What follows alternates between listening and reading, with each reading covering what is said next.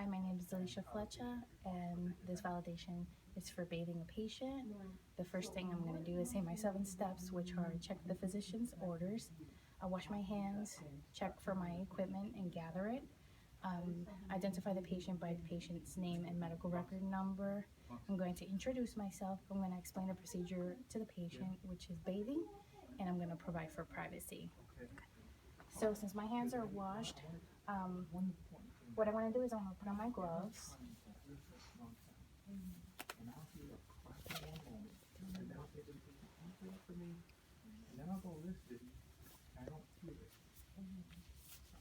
I'm going to lift the patient to my highest working position.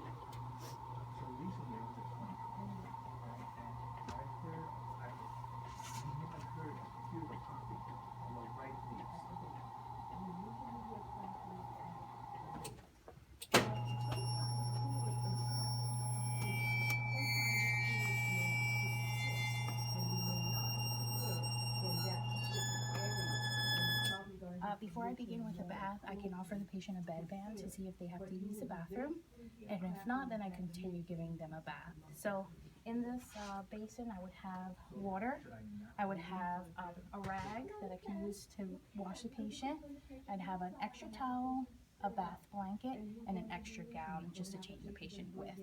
So what I'm going to do is I'm going to put the side rail down. I'm going to take off the top cover and put a bath blanket on top of them.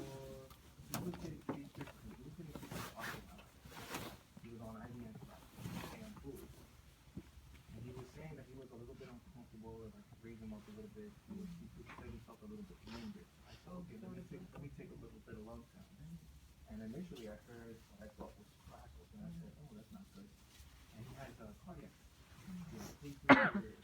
So I said, I'm going to take off the patient's gown. But as I said, sometimes with the fluid should have moved from a different area, you probably had to live in a different area for it. You know, that's why sometimes it's good to just compare size. which is why you're comparing size. I wanted him to sit up for me to do the, let me see if the other side had it, and then it was gone, and I was like, did I not hear the right thing? Yeah, because that's why you want to compare size. You don't want to keep going down this side.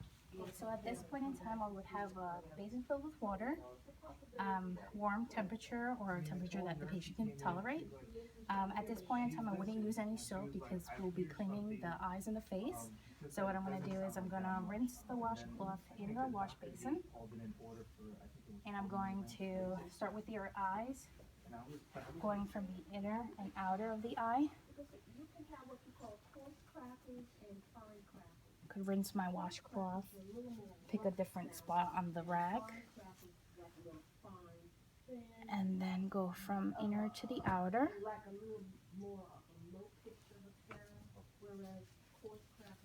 Then I would do the forehead, cheeks, the other cheeks, chin.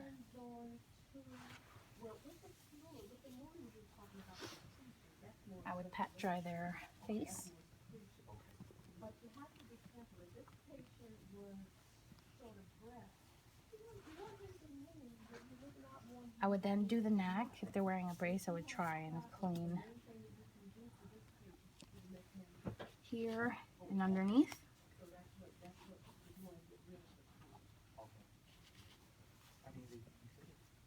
And I would pat dry.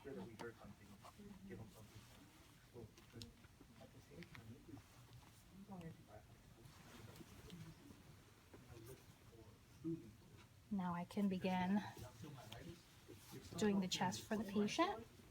So what I'll do is I'll put the bath blanket down, I'll rinse my washcloth, and at this point in time I can use soap because I'm washing their body.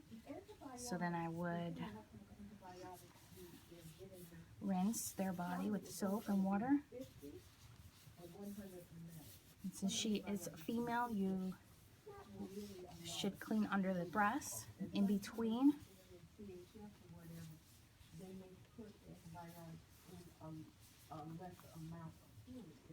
Then I would pat dry. I don't think just that antibiotic is called having crackles or whatever. I don't know if he's getting an IUD, how much. Now I would be able to clean How much he's putting her in, arm. putting out, how much. So I'm gonna do the left arm first.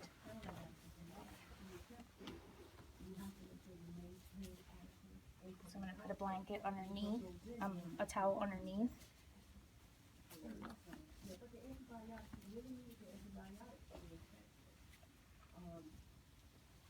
I'm gonna start from the wrist up to the arm. If he was receiving normal saline at 80 millimeters. Under the axilla. Normal saline. I double checked. I looked. Then I would do the hands, fingertips, in between the fingers, the palms. If he was eating okay, we probably would Now I would pat dry the patient. probably 1/2 saline, or maybe 3/4 and a half, but not really saline. No, saline is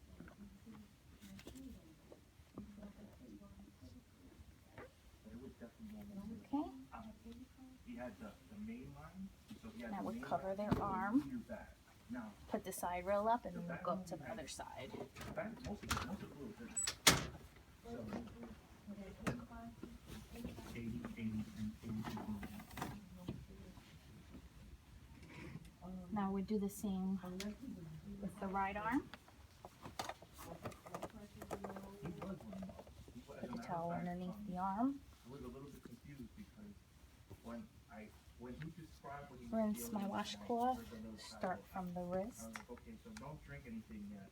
And then I up to went the to, arm. I got a pulse on, I got blood pressure, and I did vital signs. Under the axilla. 90 over 75 was his blood pressure. Rinse to their fingertips, in between the fingers, their palms. Then I would pat dry. what a cause. So you don't want to keep a high blood pressure. So it's a whole lot of different scenarios and problems going on. I mean, there's a lot of Okay. stuff like this. Now we would be able to do the abdomen area. So I was aware, like, You probably wanted to maintain his blood pressure to make sure circulation is full. So maybe without them on the ceiling, the blood pressure probably wouldn't go up, right? But that's the person that you definitely would have to comfortably You dry the area.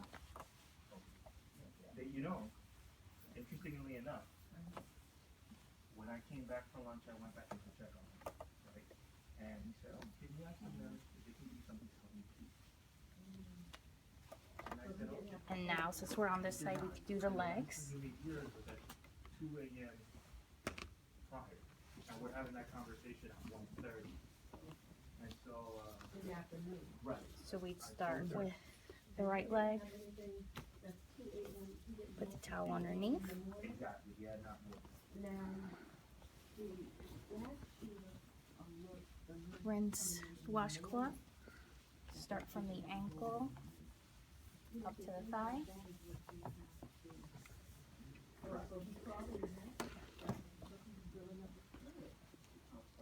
You can rinse the washcloth and then do the feet. Make sure you do the toes, in between the toes,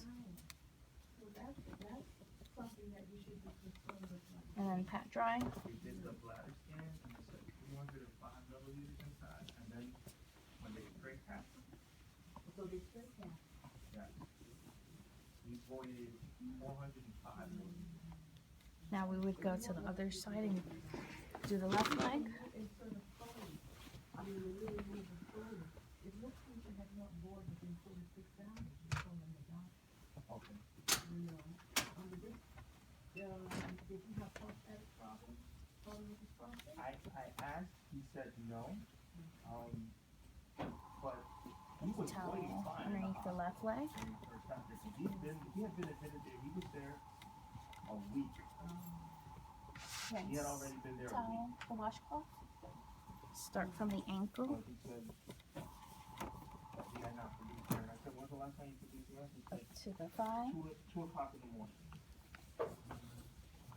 Because And I can rinse. this is 12-hour shift time. Yeah. Do the feet, So if I come on at 7 p.m. and at 7 a.m. I do take the toes, in between the toes. That's 2, 3, 4, 5, 6, 7. Something could have been missed. And I can pat dry. Okay, but you did good. You did good. Okay.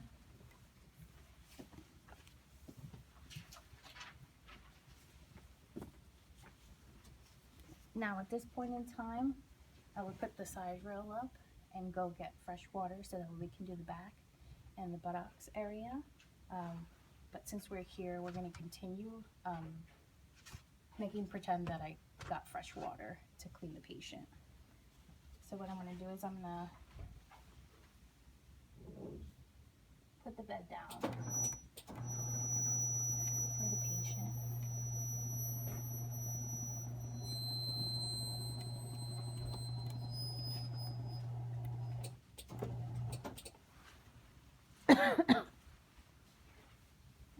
Turn the patient over to their side.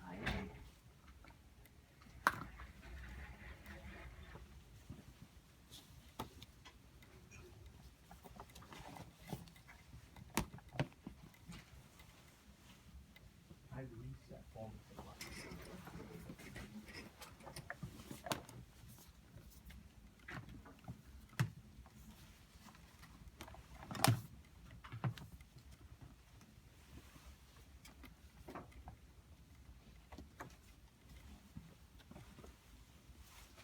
Make sure they're covered. Just gonna put the towel behind their back. With the new water basin, you're gonna rinse the rag, wash their back.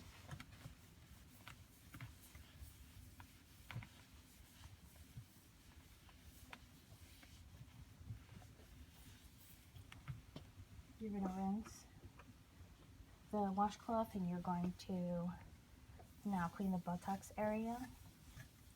You're gonna wipe from front to back.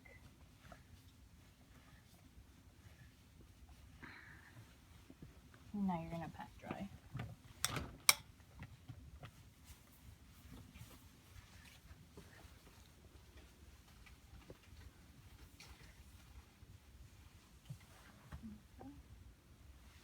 Now you can turn the patient over, back on their back. And just because just what you're going to start, just put it in there. Depending on if she's a male or a female, you put their legs up so that way you can clean their Put everything back. perineum. Have a good day.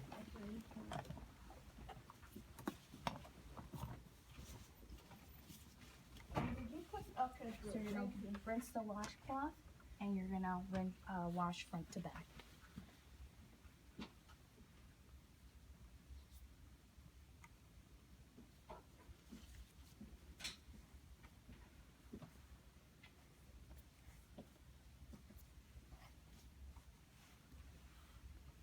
I'm gonna pat dry.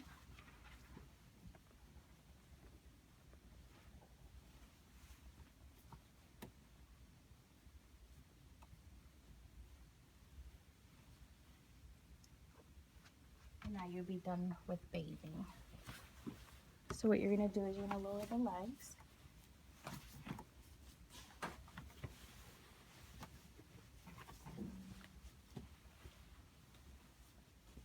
Put the bath blanket down to cover the patient. Now you can lift up the patient.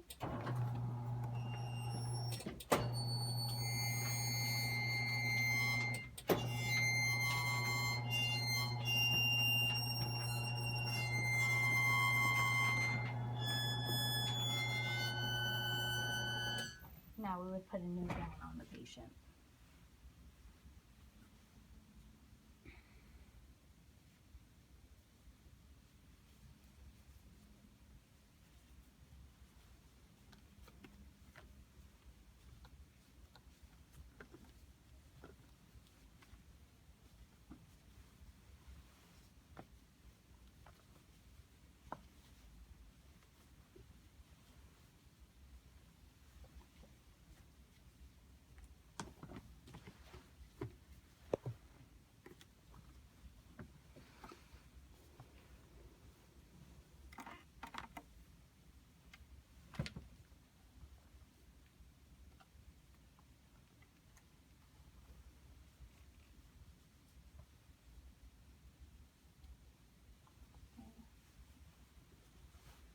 If the back blanket gets soiled, you can put on a new blanket for the patient.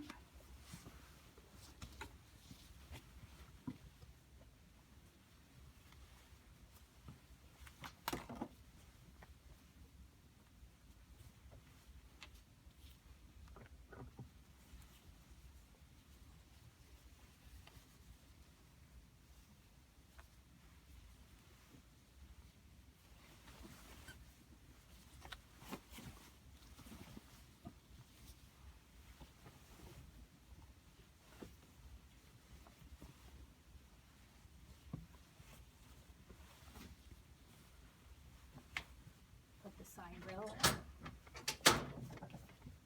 Lower them to a position that they're comfortable in.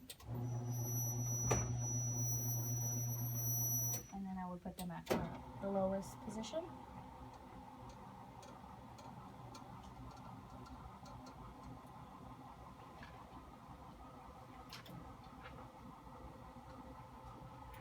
Okay, and then I would give the patient the call bell, and if they needed any assistance, I would come back and see them. And then that would be the end of the validation.